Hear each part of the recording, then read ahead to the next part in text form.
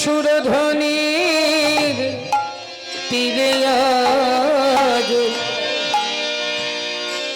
আমার গৌর কিশোর কিশোর সুরধ্বনি তীরে আজ গৌর কিশোর কিশোর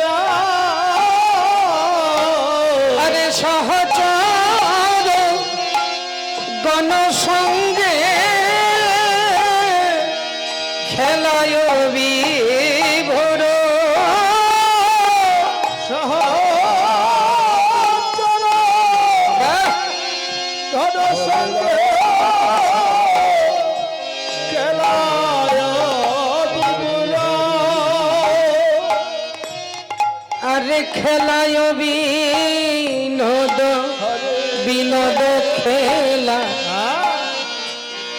আমার গোরা দিজমণি গো খেলায়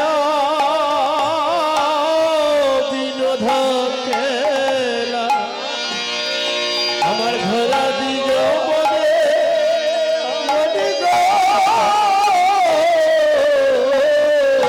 বলি বিনোদ খেলা খেলিছে বিনোদী খেলা খেলিছে অন্তরঙ্গ ভক্ত সনে বিনোদ খেলা খেলিছে অন্তরঙ্গ ভক্ত সনে অন্তরঙ্গ ভক্ত সঙ্গে বিনোদ খেলা খেলিছে অন্তরঙ্গ ভক্ত সনে সুরধ্বনি গঙ্গার তীরে সুরধ্বনি গঙ্গার তীরে অন্তরঙ্গ ভক্ত সনে বিনোদ খেলা খেলিছে বিনোদ খেলা খেলিছে বিনোদ খেলাবার কি আমাদের এই জগতে কত খেলা ফুটবল খেলা ক্রিকেট খেলা ব্যাডমিন্টন খেলা কিন্তু বিনোদ খেলাবার কি মহাপ্রভু খেলছে বিনোদ খেলা আমার অনাদিরাদি প্রাণ গোবিন্দ সচিনন্দন গৌর হরি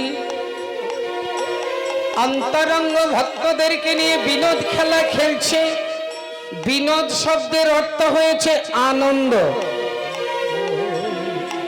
আনন্দের খেলা আরে বাবা খেলা বলতেই তো আনন্দ আবার আনন্দের খেলা বলে হ্যাঁ এই জড় জগতের যত খেলা আছে সেই খেলায় আনন্দও আছে নিরানন্দও আছে আছে কি না এই দেখুন কয়দিন আগে বিশ্বকাপ ক্রিকেটে আনন্দ করলো এক দল আর সব দল কাঁদতে কাঁদতে দেশে গেল কিনা তাহলে এই জড় জগতের খেলায় এক দলে আনন্দ করে আর বাকি সব দলে চোখের জলে ভাসে তাহলে এই জগতের খেলায় নিরানন্দ আছে আমার গৌর হরি এমন খেলা খেলিতেছে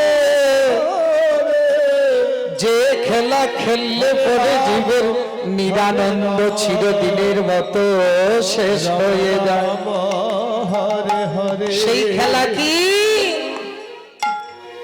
সেই আনন্দের খেলা কি হরে কৃষ্ণ মহাজন বলছে সেই খেলা হয়েছে কৃষ্ণ যে খেলা খেললে পরে এই জীবের আর এই জন্ম মৃত্যু হয় না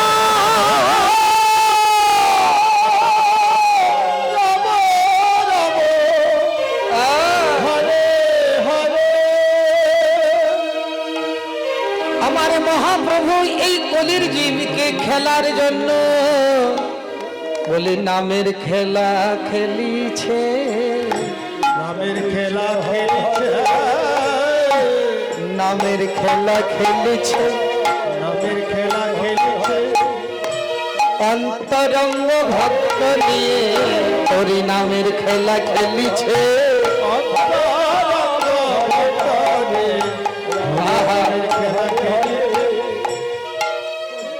হরি নামের খেলা খেলছে আর কলির জীবকে ডেকে ডেকে বলছে ওগো মর্তবাসী কলির জীব আয় গো তোরা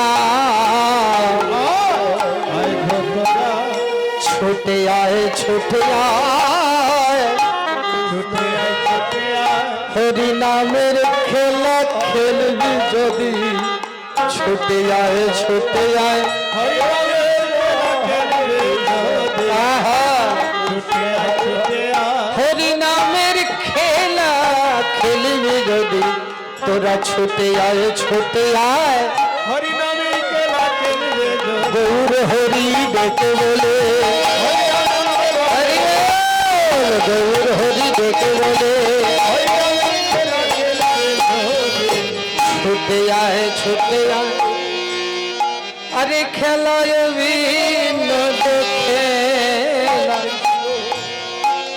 আমার গোরা বনমালী হরি খেলায় বিনোদ খেলা আমার ঘোরা বনমালী বনমালী গো ওগো তোমরা শুনে রাখো মহাপ্রভু ডেকে ডেকে বলছে তোমরা যদি খেলার ইচ্ছা থাকে তাহলে ছুটে আও সুরধ্বনি গঙ্গার তীরে আমি এবার নতুন খেলা নিয়ে এসেছি যে খেলা খেললে পরে জীবের জন্ম মৃত্যু হয় না এই জগতের খেলাতে এক দল জিতে আর সব দল হারে আর আমার মহাপ্রভু যে নামের খেলা নিয়ে এসেছে এই খেলা খেললে পরে খেলা যেই খেলে সেই জিতে সেই খেলে সেই জিতে আমার গৌর হরির নামের খেলা যেই খেলে সেই জিতে আমার গৌর হরি নামের খেলা যেই খেলে সেই জিতে গৌর হরির নামের খেলা যেই খেলে সেই জিতে গৌর হরি নামের খেলা বলিয়ে জগতে কেউ হারে না গো হরি হরি বল। এ জগতে কেউ হারে না গো এ জগতে কেউ হারে না গো যেই খেলে সেই জিতে আমার মহাপ্রভু আমাদেরকে ডেকে ডেকে বলছে অগো কলির যে তোমরা কত জনম ধরে তো সংসারের খেলা খেলিতেছ এই সংসারের মায়ার খেলায় আর কতদিন খেলবি মায়ার খেলায় আর কতদিন খেলবি খেলতে খেলতে কত জনম চলে গেছে এবার ছুটে আসো হরি নামের খেলা খেলবে হরি নামের খেলা কিন্তু দুঃখের বিষয় আমার মহাপ্রভু আমাদের জন্য হরি নামের খেলা নামের খেলা নিয়ে এসেছে কিন্তু আমরা হরি নামের খেলা খেলছি না হরে কৃষ্ণ খেলছে কারা জানেন এই যে সবাই একটু ভালো করে শুনবেন মহাপ্রভু আমাদের দেশে জন্ম নিয়েছে এই যে কাছাড় করিমগঞ্জ হাইলাকান্দি তথাকালীন শ্রীহট্ট অবিভক্ত দেশে হরে কৃষ্ণ তো মহাপ্রভুর পিত্রালয় তো শ্রীহট্টে কৃষ্ণ কৃষ্ণ অবিভক্ত দেশের শ্রীহট্ট তাহলে মহাপ্রভু আমাদের দেশে জন্ম নিয়েছে আমরা মহাপ্রভুর দেশের লোক হরে হরে কিন্তু সারা পৃথিবী মহাপ্রভুকে মানছে মহাপ্রভুর খেলা গ্রহণ করছে কিন্তু আমরা মহাপ্রভুর দেশের হয়ে মহাপ্রভুর আদর্শ পালন করছি আপনারা নবদ্বীপে যাবেন বৃন্দাবনে যাবেন মায়াপুরে যাবেন গিয়ে দেখবেন হাজার হাজার বিদেশি Russia Thailand, Italy, German, Japan, Korea, এইসব দেশের মানুষ যারা ধর্ম বলতে কিছু জানতেন না, শুধু যৌনতা নিয়ে মত্ত থাকতেন, আজ তারা আমাদের বাঙালির মতো মায়েরা শাড়ি ব্লাউজ পরছে, হরে রাম আর একটু বেশি পড়ছে কি কপালে তিলক, গলায় মালা, হাতে মালা জপের থলি, দেখলে মনে হয় যেন স্বর্গের দেবীরা নেমে এসেছে, চরণ ধরে প্রণাম করতে ইচ্ছা হয়। আর আমাদের বাঙালি মায়েদের কি অবস্থা? বেশিরভাগ বাঙালি মায়েরা না গলায় তুলসীর মালা পরে, তিলক তো দূরের কথা। আর দেখবেন এক গ্রামে যদি 100টা ঘর থাকে, 200টা ঘর থাকে, এর মধ্যে একজনও মালা জপ করে এমন বের করা খুঁজে অসম্ভব। হরে হরে তাহলে মহাপ্রভুর নামের খেলা থেকে আমরা কত দূরে? একজন আমেরিকান বৈষ্ণব নবদ্বীপের ঘরে ঘরে ভিক্ষা করছে।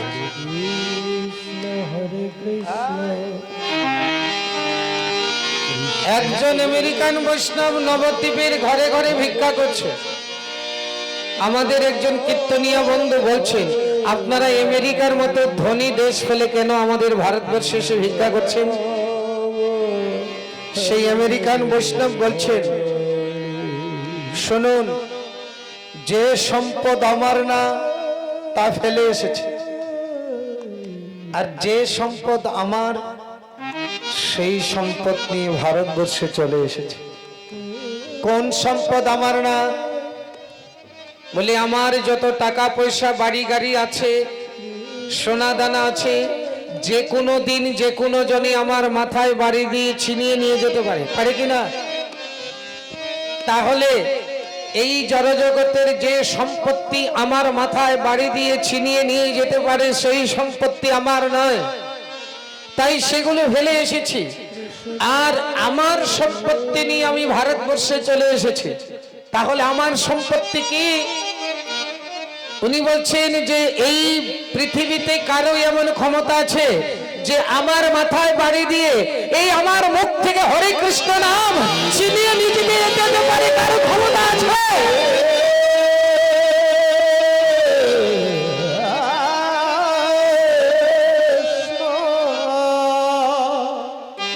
তাই যে হরিনাম আমার মুখ থেকে ছিনিয়ে নিয়ে যেতে পারে না, সেটাই হয়েছে আমার একমাত্র সম্পদ। এই যে আপনারা হরিনাম শুনছেন, এর ভাগ কেউ নিতে পারবে না, আর এই হরিনামের ফল আপনারা পৃথিবীতে রেখে যেতে পারবেন না। যেখানে যেখানে জন্ম নেবেন সেখানে সেখানে আপনাদের সঙ্গে যাবে। আমেরিকান বৈষ্ণব বলছে, তাই হরিনাম সম্পত্তি নিয়ে আমি চলে এসেছি। একজন আমেরিকান বৈষ্ণব নবদ্বীপের একজন ঠেলাওয়ালাকে প্রণাম করছে। ঠেলাওয়ালা বলছেন, আপনি বৈষ্ণব আর আমি ঠেলাওয়ালা, আপনি আমাকে প্রণাম করছেন কেন? আমি আপনাকে প্রণাম করব। আমেরিকান বৈষ্ণব বলছেন, ভাই, যদিও আমি বৈষ্ণবের বেশটা পড়া, তবু আমি আপনাকে প্রণাম করছি। কেন? বলছে, প্রণাম করছি সেই জন্য, আপনি তো আমার গৌর দেশের লোক, আমার মহাপ্রভুর দেশের লোক। যদিও আপনি ঠেলাওয়ালা, তবু আপনি আমার গৌর দেশের লোক, তাই আপনাকে আমি প্রণাম করছি। আর প্রণাম করলে আশীর্বাদ দিতে হয়। আপনি আমাকে আশীর্বাদ করেন, ভবিষ্যতে যদি আমার কোনোদিন জন্ম হয়, তাহলে ওই অন্য কোনো বিদেশে না হয়ে যেন এই ভারতবর্ষে আমার জন্ম হয়।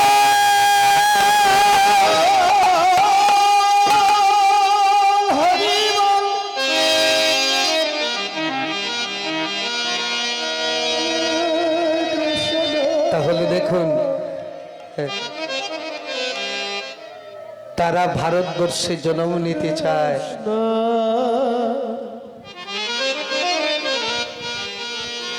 আমরা কেমন দেশে জন্ম নিয়েছি? মহাপ্রভুর দেশে, মহাপ্রভুর জাতি, মহাপ্রভুই বাঙালির ঘরে জন্ম নিয়েছে। আর আমরা মহাপ্রভু থেকে কত দূরে আছি। মহাপ্রভু তাই এই হরিনামের এই খেলা নিয়ে এসে আমাদেরকে ডাকছে। হ্যাঁ, হরিনামের খেলা আজ সমস্ত বিশ্বে হরিনামের খেলায় মত্ত, কিন্তু আমরা বাঙালি অনেক পিছিয়ে। এখানে 8টি গ্রামে মিলে নামযজ্ঞ হচ্ছে তো না? 8 গ্রামের মধ্যে 8 জন কি মালা জবদারি বের হবে কি বাবা?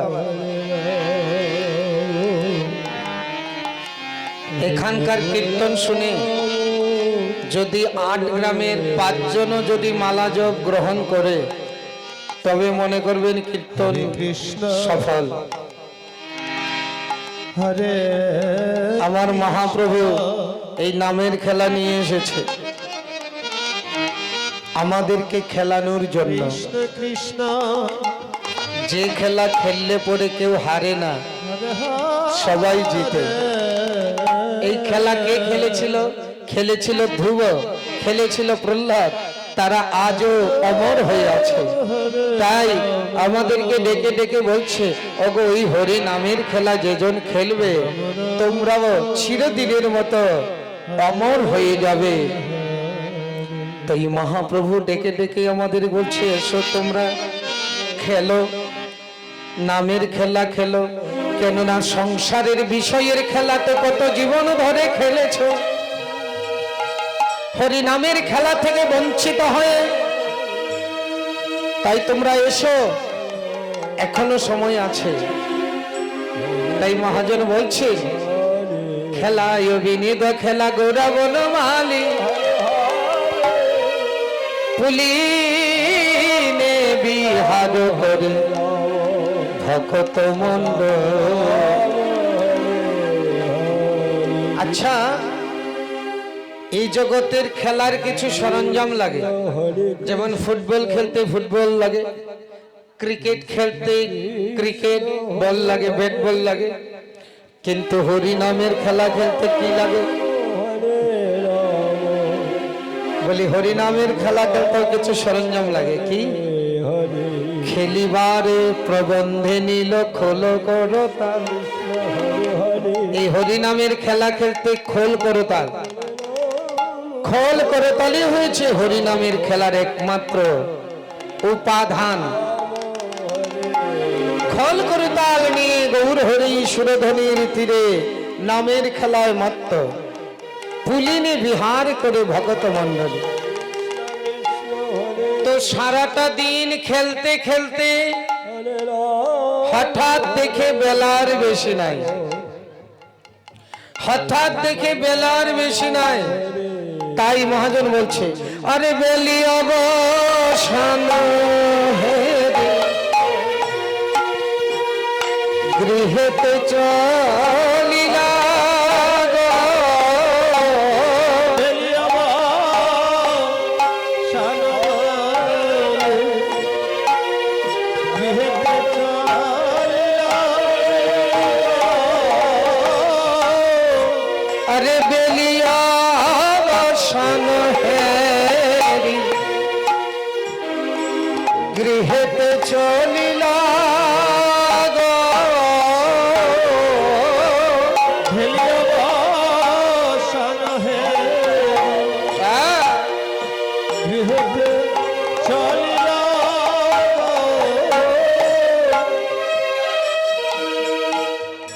খেলতে খেলতে খেলতে খেলতে যখন বেলায় অবশেষ হয়ে যাবে, তখন আমাদের সবার ঘরে যাওয়ার ইচ্ছে হয়। এই যে আমরা সবাই সকালবেলায় এসেছি খেলতে, আমরা সবাই সকালবেলা আসি। আমরা যদি সবাই সকালবেলা আসি তাহলে বিকালবেলা কে আসে? বলে বিকালবেলা কেউ আসে না। আমরা সবাই সকালবেলা আসি। কোন সকাল? ওই সূর্য যে উঠেই সকাল নয়, মানে আমাদের জীবনের সকালবেলা। আর এই সংসারটা বিচরণই হয়েছে গোষ্ঠ গোচারণ। আমরা বিচরণ করছি। আচ্ছা, আমরা যে যা চাকরি করি, কাজবাজ করি, সারাদিন চাকরি করি, ব্যবসা বাণিজ্য করি, কিন্তু যখনই বেলা শেষ হয়ে যায় তখনই ঘরে ফিরে আসি কিনা? মহাজন আমাদেরকে বলছে, আমাদের এই সংসারের খেলা খেলতে খেলতে যেদিন আমার জীবনের বেলা শেষ হয়ে যাবে, আমাদের যেদিন এই জীবনের বেলা শেষ হয়ে যাবে, আমাদেরও ঘরে ফিরে যেতে হবে।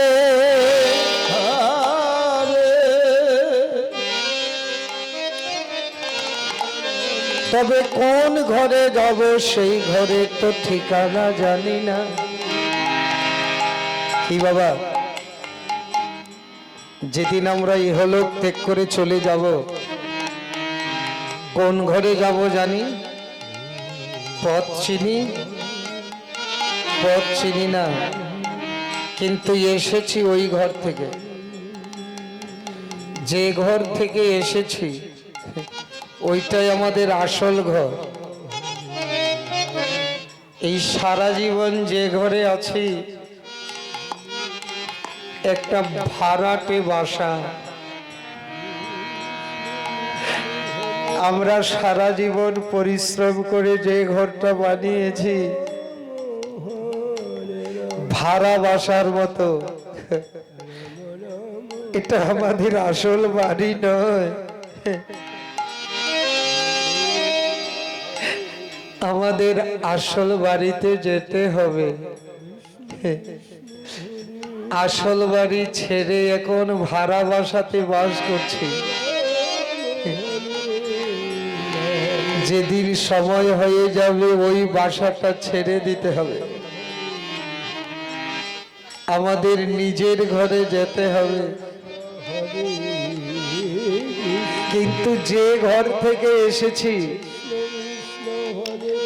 সেই ঘরের কথা তো ভুলে গেছি।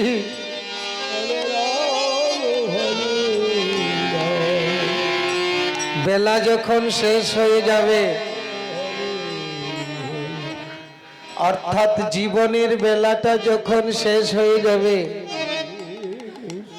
আপনার সারা জীবনের পরিশ্রম করা ঘর থেকে আপনার ছেলে মেয়ে ভাই বন্ধু আপনাকে ধরে নিয়ে আপনার সারা জীবনের পরিশ্রম করা ঘর থেকে ঘরের বাহির করে দেবে। কিন্তু যেদিন আমাদেরকে এই ঘর থেকে বাহির করে দিবে, সেদিন আমরা কোন ঘরে যাব সেই ঘরের তো সন্ধান জানি না। তাই মহাপ্রভু আমাদেরকে শিক্ষা দিচ্ছে, ওগো কলির জীব, যে ঘরটা বানিয়েছ সেই ঘর থেকে তো একদিন সবে মিলে বের করেই দিবে। তাই একদিন যখন বের করেই দিবে, তাহলে কাজ করো,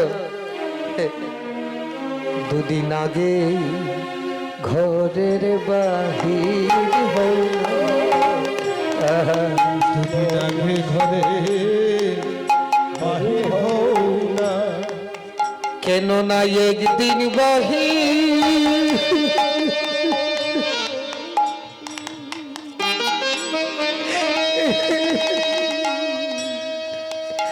একদিন বাহির করেই দিবে। দুদিন আগেই বাহির হয়ে যাও কেন না একদিন বাহির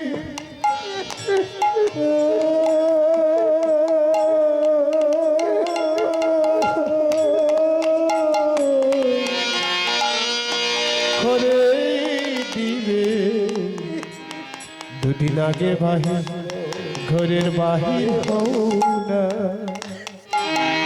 একদিন বাহির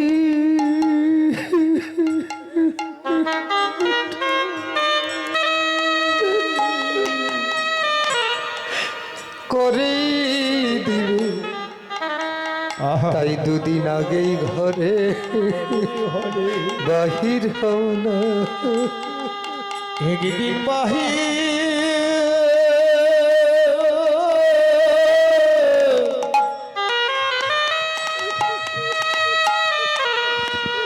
করে দিবে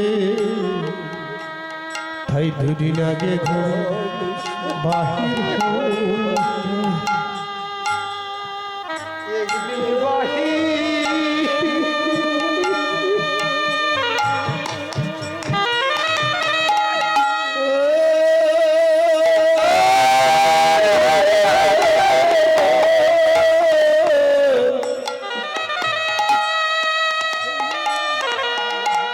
বাহির করে দিবে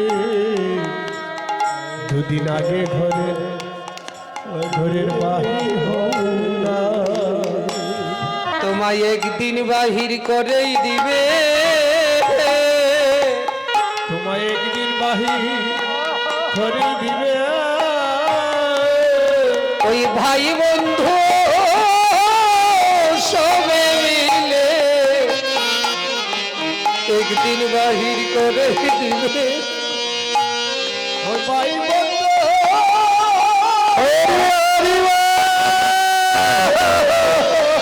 একদিন বাহির করে দিবে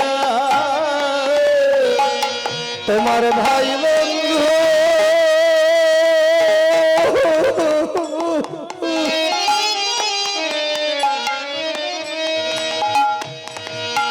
ভাই বন্ধু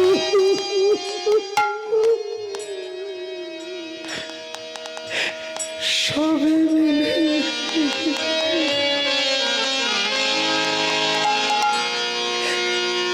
একদিন বাহির করে দিবে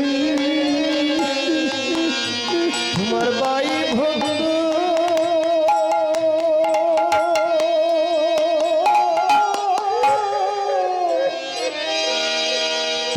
সবে মিলে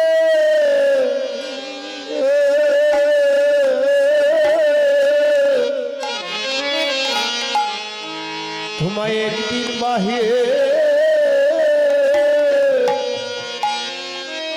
ঘরে দিবে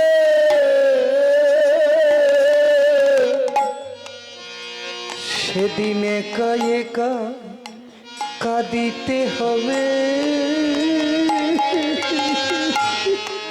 সেদিনে খায়ে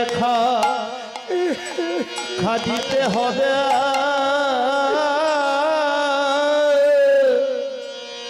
অজানায় চেনা পথে সেদিন একা একা কাঁদিতে হবে অজানা বিদায় অচেনা পথে সেদিনে খায়ে খাদিতে হবে অজানা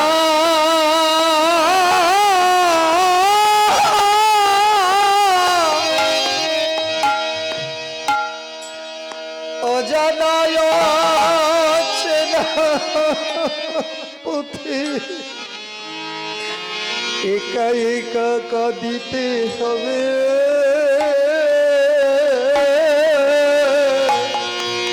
সেদিন অজানা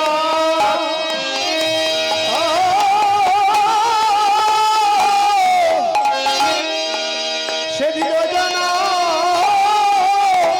অচেনা পথে তোমার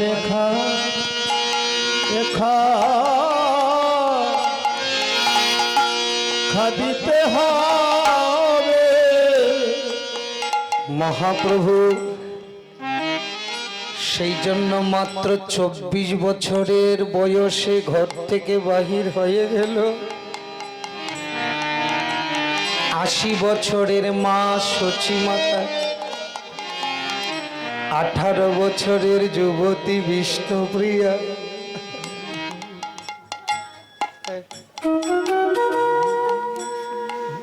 তাদেরকে ঘরে রেখে মহাপ্রভু চলে গিয়েছিলেন।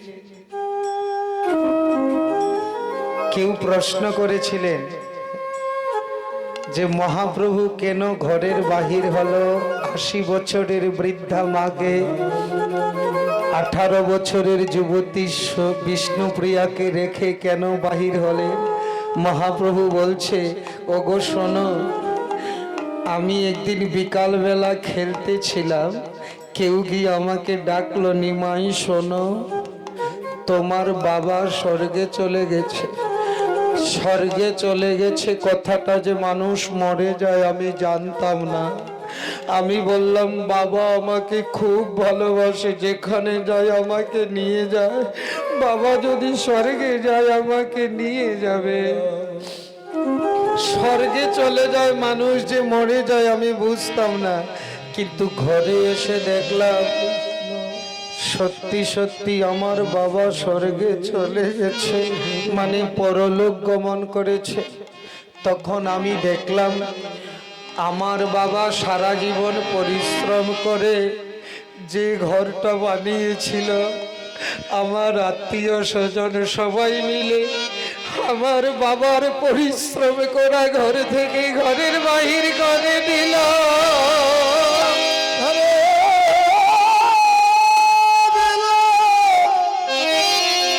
তাই আমি মনে মনে চিন্তা করলাম, আমার বাবার সারা জীবনের পরিশ্রম করা ঘর থেকে যখন ঘরের বাহির করে দিল,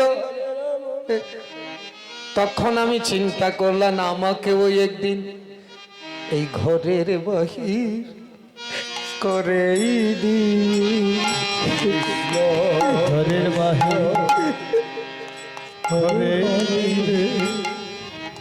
একদিন ঘরের বাহির করে ঘরের বাহির করে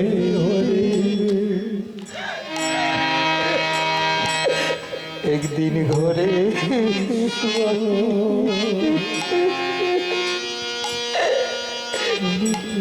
করেই দিবে। ঘরে বাহির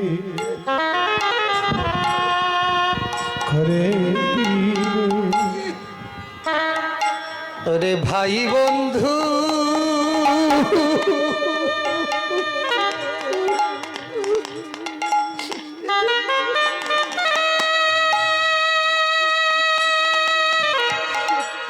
সবে মিলে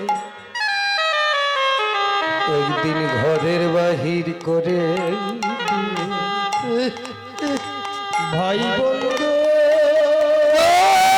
হরে হরে হরে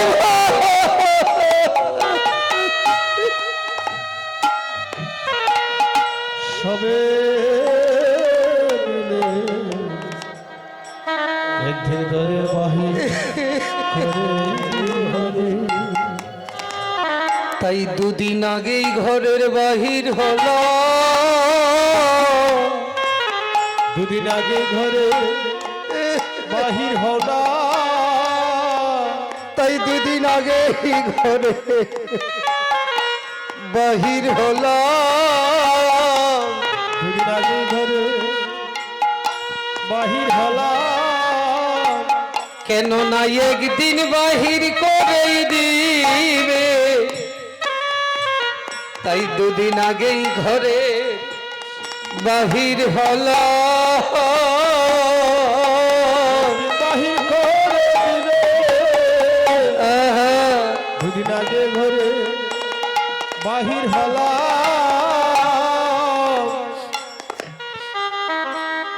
এই ঘর থেকে যেদিন বাহির করে দেবে, সেদিন কোন ঘরে যাব সেই ঘরের তো সন্ধান জানি না।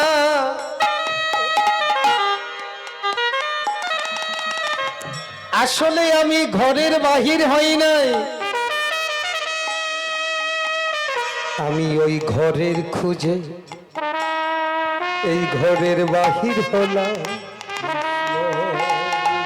ঘরের খোঁজে ঘরের বাহির হলাম। ওরে আমাদের যে ঘরেতে যেতে হবে, এই ঘরের খোঁজে ঘরের বাহির হলাম। আমাদের ঘরেতে যেতে হবে, ঘরের খোঁজে ঘরের বাহির হলাম। ওগো যে ঘরেতে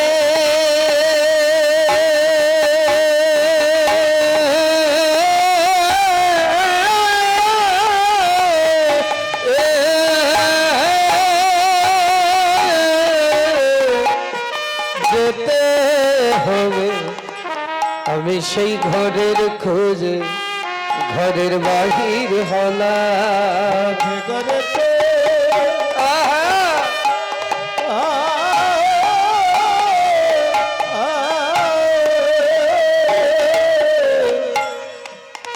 যেতে হবে, আমি ঘর ছেড়ে ঘরের বাহির হলাম।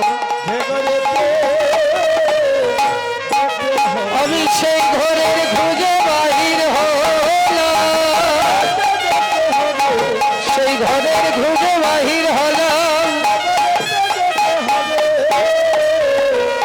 দুদিন আগেই ঘরে বাহির হলাম।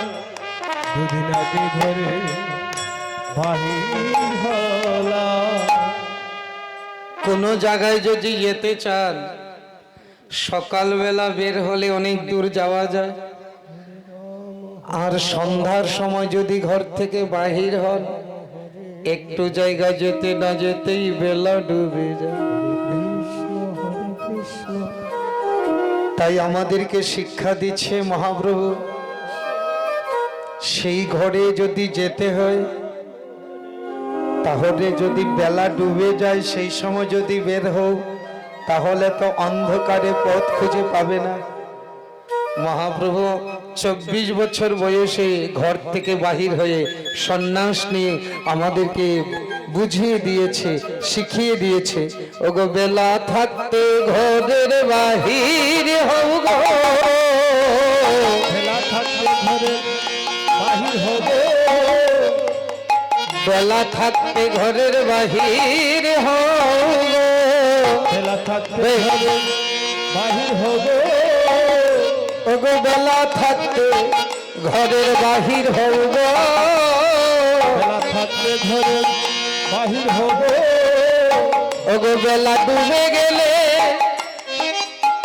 আর হবে না, বেলা থাকতে ঘরের বাহির হও গো। বেলা ডুবে গেলে আর হবে না, বেলা থাকতে ঘরে বাহির হবে, বেলা ডুবে গেলে আর পাবে না, বলি অন্ধকারে ঘুরতে হবে। বেলা ডুবে গেলে আর পাবে না, ওই অন্ধকারে ঘুরতে হবে, ডুবে গেলে আর পাবে না, অন্ধকারে ঘুরতে হবে। বেলা থাকতে ঘরে বাহির হবে। আহা,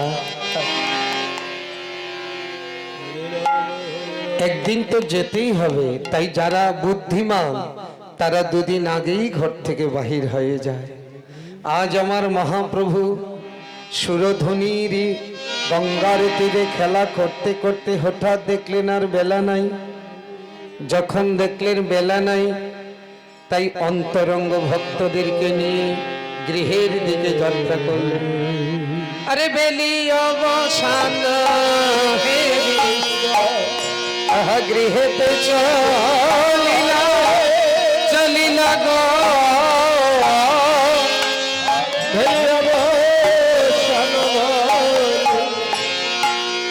হেঁটে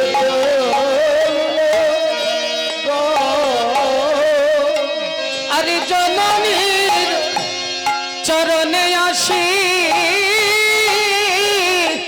প্রণাম করিলা গো। চরণে আসে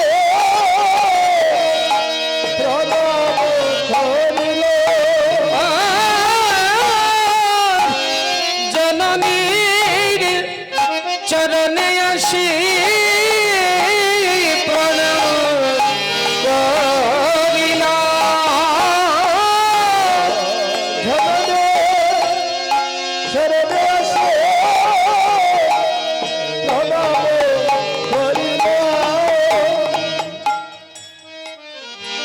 মায়ের চরণে এসে প্রণাম করলেন আর মাকে বললেন আশীর্বাদ করো মা, আশীর্বাদ করো মা, আশীর্বাদ করো মা, আশীর্বাদ করো মা, যেন হরি নাম গাইতে পারি। আশীর্বাদ করো মা, হরি নাম গাইতে পারে। আশীর্বাদ করো মা, যেন হরি নাম গাইতে পারি। আশীর্বাদ করো মা, হরি নাম গাইতে পারে। অহরহ দিবানিশি, হরি নাম গাইতে পারে। অহরহ দিবানিশি হরি নাম গাইতে পারে। আশীর্বাদ করো মা। আশীর্বাদ করো মা। ভগবান হয়ে সচী মাতার চরণে এসে প্রণাম করছে আর ধুলায় ধূসরঙ্গ গদ গদ ভাস। মহাপ্রভুর সর্বাঙ্গে ধুলিতে ধূসর। ওই যে গড়াগড়ি দিয়েছে সুরধ্বনি গঙ্গার তীরে, সর্বাঙ্গে ধুলিতে ধূসর। এদিকে বিকালবেলা সূর্য অস্ত যাওয়ার একটু আগে বিকালবেলার সূর্যের রশ্মিটা মহাপ্রভুর অঙ্গে পড়েছে আর মহাপ্রভুর অঙ্গ তেমনি তপ্ত কাঞ্চন বর্ণ, তপ্ত কাঞ্চন বর্ণ সূর্যের রশ্মিটা পড়েছে। আর ওই যে অঙ্গে যে ধুলিগুলো চকচক করছে।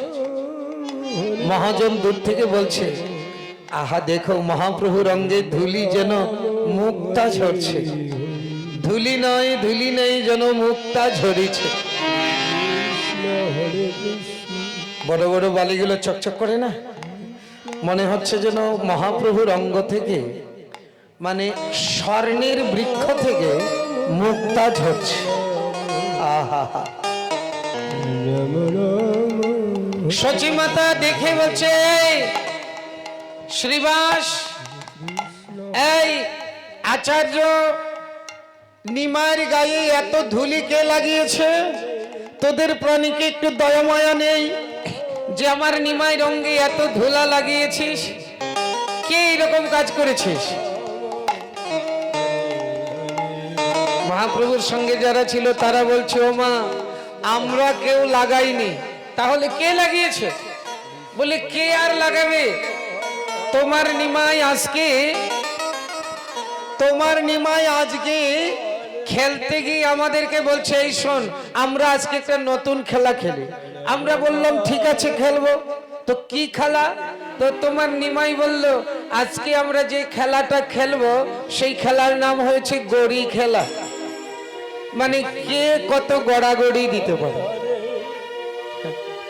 আমরা বললাম ঠিক আছে তাই হবে। তখন সবাই গড়াগড়ি খেলা খেলতে খেলতে, ওমা তোমার নিমাইয়ের সাথে কি আমরা কেউ গড়াগড়ি দিয়ে পারি? উনি নিজেই গড়াগড়ি দিয়ে ধুলি মাখিয়েছে।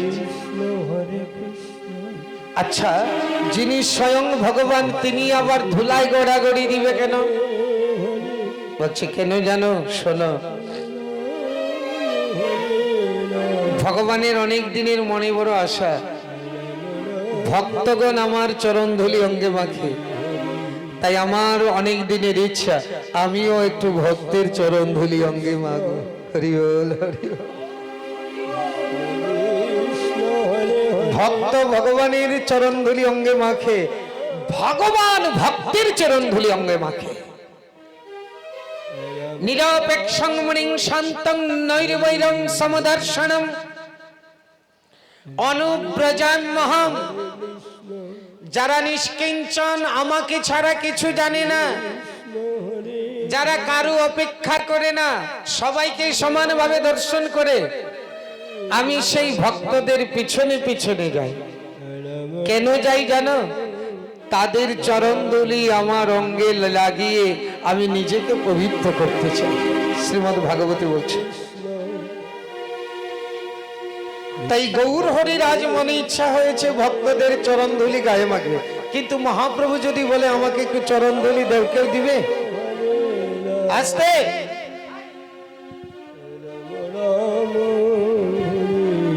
মহাপ্রভু যদি বলে কেউ কাউকে যে আমাকে চরণধুলি দেও, তো দিবে? তাই উনি কি করছেন? খেলার ছলে ভক্তদের চরণ ধুলা গঙ্গে মাখছে। আমাদেরকে শিখিয়ে দিচ্ছে, নিজে আচরিলে না ধর্ম শিখানো না যায়, এই তো সিদ্ধান্ত গীতা ভাগবতে গায়। আগে নিজে আচরণ করতে হয়, তারপরে জীবকে শিক্ষা দিতে হয়। নিজে না আচরিলে ধর্ম শিখানো না যায়, এই তো সিদ্ধান্ত গীতা ভাগবতে গায়। তাই মহাপ্রভু নিজে আচরণ করছেন আর ভক্তের ভক্তের চরণধুলি গড়াগড়ি দিচ্ছে, আর চরণধুলিতে গড়াগড়ি দিয়ে আমাদেরকে শিক্ষা দিচ্ছেন, ওগো কলির জীব, তোমরা যদি ভগবানের কৃপা পেতে চাও, ভক্তের চরণ ধুলি অঙ্গে মাখো, ভক্তের চরণ ধুলি অঙ্গে মাখো, যদি কৃষ্ণ কৃপা পাইতে হয়, ভক্তের চরণ ধুলি অঙ্গে মাখো, ধুলায় গড়াগড়ি দিয়ে, চরণ ধুলায় গড়াগড়ি দিয়ে, ভক্তের চরণ ধুলায় অঙ্গে মাখো, চরণ ধুলা অঙ্গে মাখো। নিজে অঙ্গে ধুলা মেখে আমাদেরকে শিক্ষা দিচ্ছে। এটাই হয়েছে কলির যুগের ভজন। ভক্তপদ ধুলি, ভক্তপদ ধৌত জল, ভক্ত ভুক্ত অবশিষ্ট, এই তিন সাধনের বল। তাই মহাপ্রভু নিজেই ভক্তের চরণ ধুলা মেখেছে। ও তাই মা বলছেন, নিমাই কাছে আয়, কাছে আয়, আমি তো রঙের ধুলা ঝেড়ে দেই। দেখবেন সন্তানরা যদি গায়ে ধুলিবালি থাকে, মার কোথায় বস্ত্র পাবে? নিজের আঁচলটা দিয়েই মা সন্তানদেরকে ঝাড়ে, মুছে, করে না? নিজের আঁচলটা দিয়েই ঝাড়ে। তাই সচী মাতা নিমাইকে বলছে, আয় আয় নিমাই, আমার কাছে আয়, তোর সোনার অঙ্গে এই ধুলি মাখা আমি কি সহ্য করতে পারি? আয়। ধুলায় ধূসরঙ্গ গদ গদ ভাস। মা বলছে, আয় নিমাই, তোর অঙ্গ মুছে দে। মা নিজের আঁচল দিয়ে নিমাইয়ের অঙ্গ মুছতে যাচ্ছে। এমন সময় বৈষ্ণব পদকবি বলছে, এ রাধা মোহন পহু করত হিয়া। বৈষ্ণব পদকবি রাধামোহন, এই দেখুন বৈষ্ণব পদকবির নাম। এই হয়েছে বৈষ্ণব পদাবলী। এই এতক্ষণে একটা পদ করা হলো, এতক্ষণে একটা পদ, এর নাম বৈষ্ণব পদাবলী। তাহলে বৈষ্ণব পদকবি রাধামোহন দাস বলছে, মা তুমি নিমার সর্বাঙ্গ পরিষ্কার করো, ঝাড়ো, কিন্তু আমার একটা নিবেদন মা, আমার অনেক দিনের একটা মনের আশা, কি? নিমার চরণ দুটি বাকি রেখো, বাকি রেখো, আমার নয়ন জলে ধুয়ায়ে দিব দুটি বাকি রেখো নয়ন ধরে দুয়ারে দিব চরণ দুটি বাকি রেখো নিমার চরণ দুটি বাকি রেখো নয়নে জলে ধোয়াইয়ে দিব চরণ দুটি বাকি রেখো আমার অনেক দিনের মনের আশা অনেক দিনের মনের আশা বাকি রেখো অনেক দিনের মনের আশা চরণ দুটি বাকি রেখো ধুলায় ধূসরঙ্গ গদ গদ ভাস এ রাধা মোহন করত হিয়া মা নিমাইয়ের অঙ্গ ধুলি ঝেড়ে নিমাইকে বাম কোলে আর নিতাইকে বাম কোলে ডান কোলে মা সচী মাতা নিতাই নিমাইকে কোলে নিয়ে বসলেন মহাজন বলছে দেখো দেখো কিরকম সুন্দর দেখাচ্ছে ঠিক যেন সেই কানাই বলায় মায়ের কোলে নিতাই নিমাই ঠিক যেন সেই কানাই বলায় কানাই বলায় সচী মায়ের কোলে নিমাই নিতাই ঠিক যেন সেই কানাই বলায় যাই রে শোভার বলি হারি যাই রে শোভার বলি হারি যায় যাই রে শোভার বলি হারি যাই ঠিক যেন সেই কানাই বলায় এতক্ষণ আমরা নবদ্বীপ লীলা আস্বাদন করলাম মহাপ্রভুকে ঘরে এনেছি এখন আমরা গোবিন্দকে বৃন্দাবনে গিয়ে শ্রীকৃষ্ণকে ঘরে আনব এর নামই ফেরত গোষ্ঠ বা উত্তর গোষ্ঠ উত্তর গোষ্ঠ বা ফেরত গোষ্ঠ মানে মাঠের থেকে ঘরে যাওয়া মানে আমরাও সংসারের বিচরণ শেষ করে আমাদের ঘরে যাওয়া নিতাই গৌর আহা